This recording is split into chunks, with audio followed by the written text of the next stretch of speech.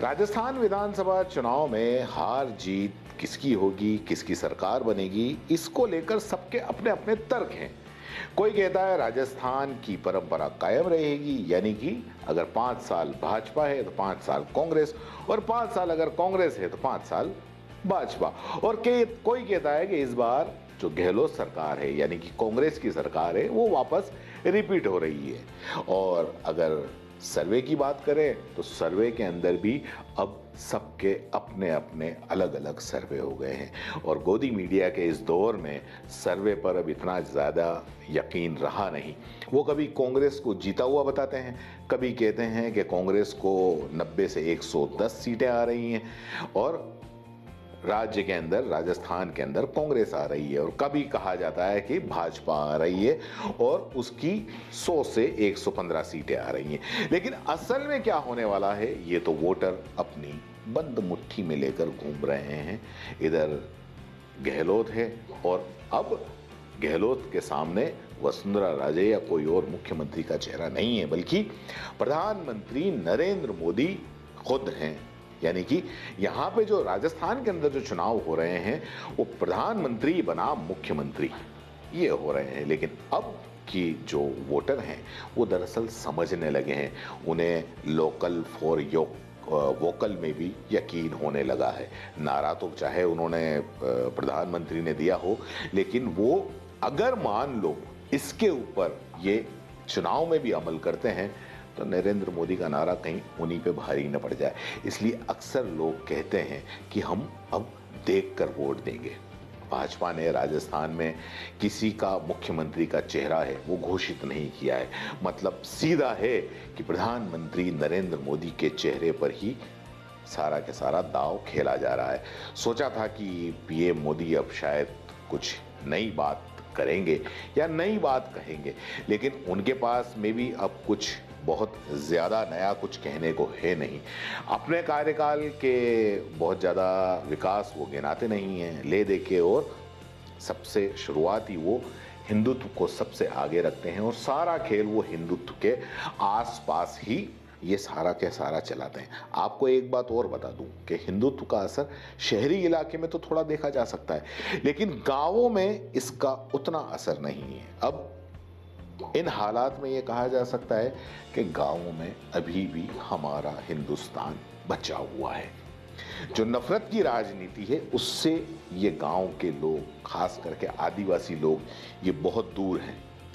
उसको अपने स्थानीय मुद्दे, इन आदिवासियों को और स्थानीय मुद्दों से ज्यादा प्यार है।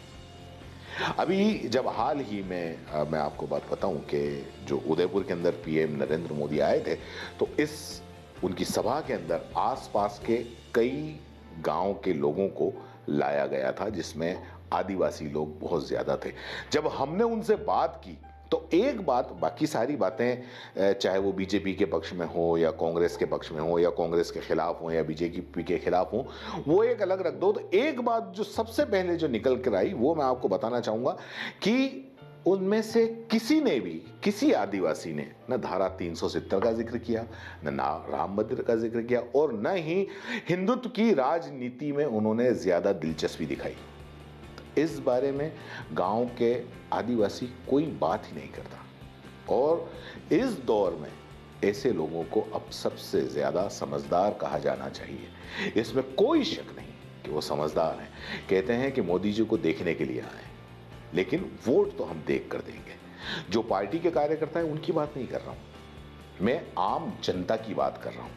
और यहां यह समझना जरूरी है कि जीत और हार जो तय होती है, वो जीत और हार ये आम जनता ही करते हैं।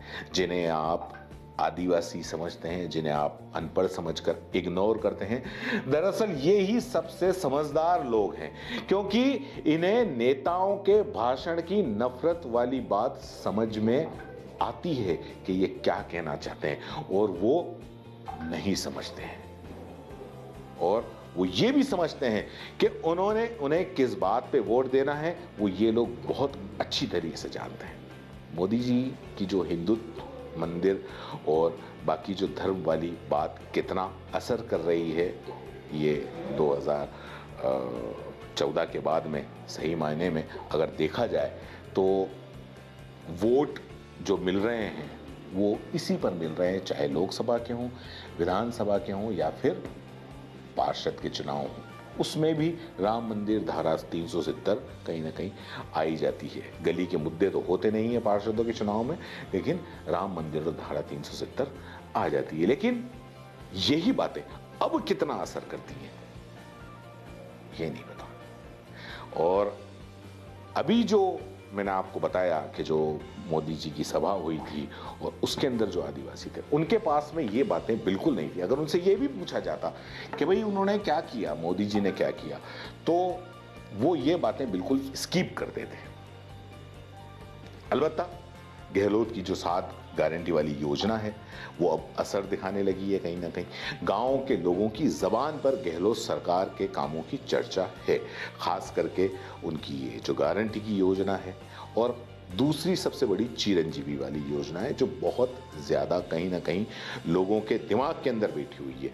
अब गहलोत की जो 7 गारंटी है वो जिताती है या फिर मोदी जी की गारंटी जो वो देते हैं, कई सभाओं में अलग अलग देते हैं क्योंकि मोदी की भी कई गारंटियां भाषणों के अंदर होती हैं, सब पे अलग अलग होती हैं, तो उस पे लोग यकीन करते हैं। बहरहाल जैसे ही वोटिंग नजदीक आती जाएगी वैसे राजस्थान में सियासी पारा चढ़ता जाएगा और समीकरण कभी कभी काफी कुछ बदलते रहेंगे।